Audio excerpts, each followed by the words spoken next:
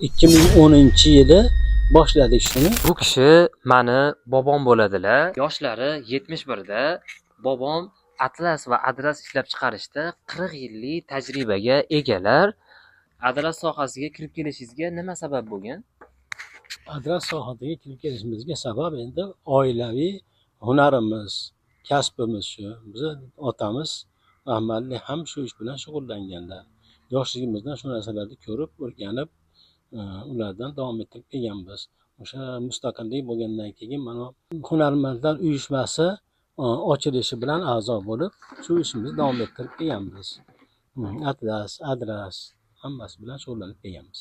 Shu ko'rib turgan do'ppilaringni bobom o'ylab topganlar.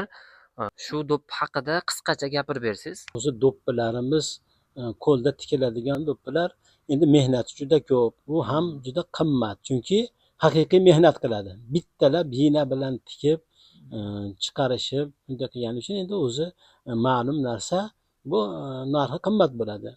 Endi biz shuni arzonroq, bir yengilroq tayyorlanadigan do'ppi qilishni o'ylab do'ppini o'ylab topdik.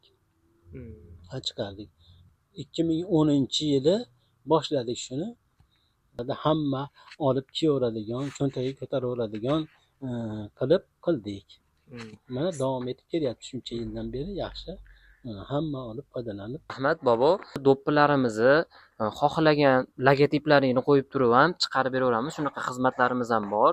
Profilimizga obuna bo'lib qo'yinglar. Bundan-da foydali videolar hali oldinda.